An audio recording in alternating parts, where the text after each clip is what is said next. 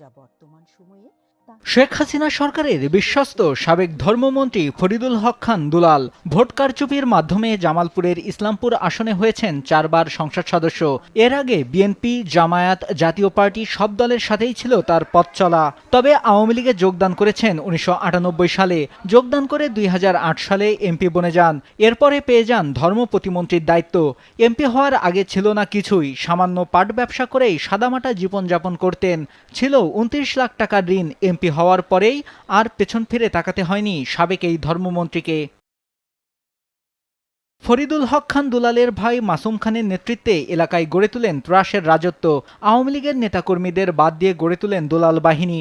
শেখ হাসিনার অন্যান্য মন্ত্রী এমপিদের মতো তিনিও নানা অপরাধ ও গুম খুনের সাথে নিজেকে জড়িয়েছিলেন। সাবেক এই ধর্মমন্ত্রীর ইসলামপুরে রয়েছে 4 তলা বিশিষ্ট একটা বিশাল বাণিজ্যিক ভবন।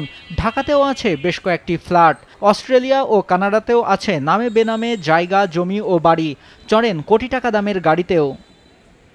দেশ টিভির অনুসন্ধানে জানা যায়, ফরিদুল হক খান তার এলাকার টিয়ার কাবিখা পুরোটা নিয়ন্ত্রণ করে কাজ না করেই দিনের পর দিন টাকা হাতিয়ে নিয়েছেন।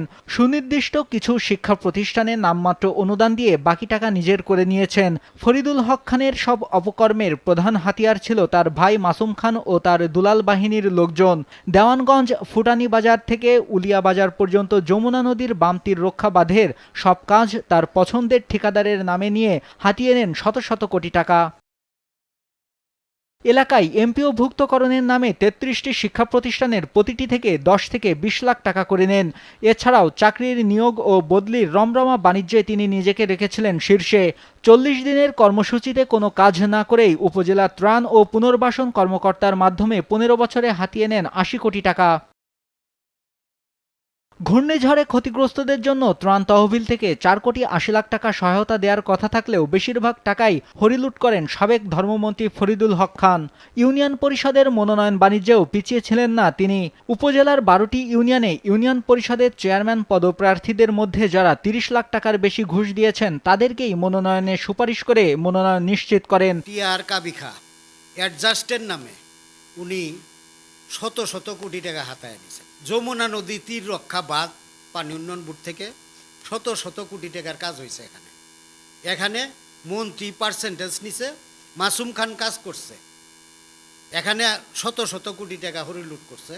ইসলামপুরে শেখ রাসেল স্টেডিয়ামের ভূমি অধিগ্রহণ করার আগেই সমস্ত জমি তার ভাইয়ের নামে লিখে নেন।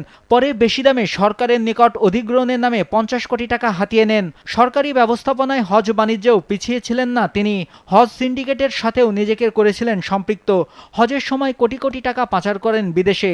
হজে যেতে হলে 7 লক্ষ টাকা জমা দিতে হচ্ছে। এটা আমাদের বাংলাদেশের মানুষের জন্য একটা দুর্ভাগ্য যে এই ফরিদুল হক খান দুলালের মতো একজন ধর্মমন্ত্রী এই বাংলা ইসলামপুর সহ বাংলাদেশের সমস্ত লোককে একটা জিম্মি করে এই পবিত্র হজ করাটাও তিনি এই দুর্নীতির বাইরে রাখতে পারেন নাই।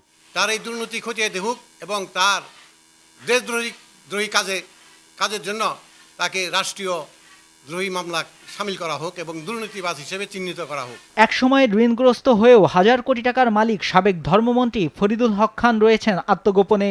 যে কোনো সময় বিদেশ পালিয়ে যাওয়ার আপ্রাণ চেষ্টা চালিয়ে যাচ্ছেন। দুর্নীতিবাজ এই সাবেক ধর্মমন্ত্রী ফরিদুল হক খানকে দ্রুত গ্রেপ্তার করে সর্বোচ্চ শাস্তির দাবি জানিয়েছেন জামালপুরবাসী। নিউজ ডেস্ক, দেশ টিভি।